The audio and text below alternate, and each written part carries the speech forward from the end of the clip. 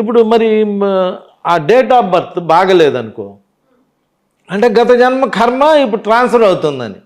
Okay. ఇప్పుడు నేను ఒకరోజు నిజాం హాస్పిటల్లో నుంచొని ఉన్నా.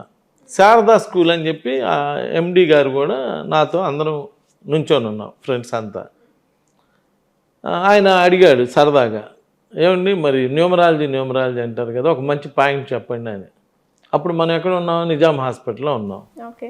ఇక్కడ డాక్టర్లు అందరినీ ఎంక్వైరీ చేసుకోండి, 7వ తారీఖు పుట్టి ఉంటారు, 7వ నంబర్లో పుట్టి ఉంటారు అని చెప్పా.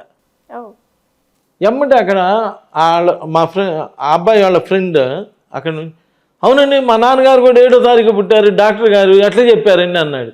నేను చెప్పడం కాదు, అందరూ డాక్టర్లు తిరుగుతుంటారు కదా, అందరిని ఎంక్వైరీ చేయండి, బెస్ట్ డాక్టర్స్ అందరినీ, ఆల్ బెస్ట్ డాక్టర్స్ 7, 16, 25వ తారీఖు పుడతారు. ఓకే.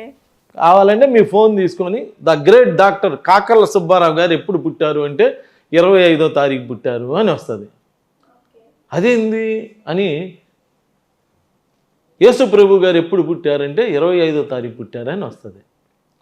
నువ్వు అనొచ్చు ఇప్పుడు యేసు ప్రభు గారు డాక్టర్ కాదు కదండి అంటే, మరి అందరు చెబుతున్నారు కదా, ఆయన దగ్గరికి వెళ్తే కళ్ళు లేని వాళ్ళకి కళ్ళు వచ్చినాయి, కాళ్ళు లేని వాళ్ళకి కాళ్ళు వచ్చినాయి అని చెబుతున్నారుగా. గొప్ప ఆధ్యాత్మికవేత్త కదా, ఎవరైంది అనుకున్నా.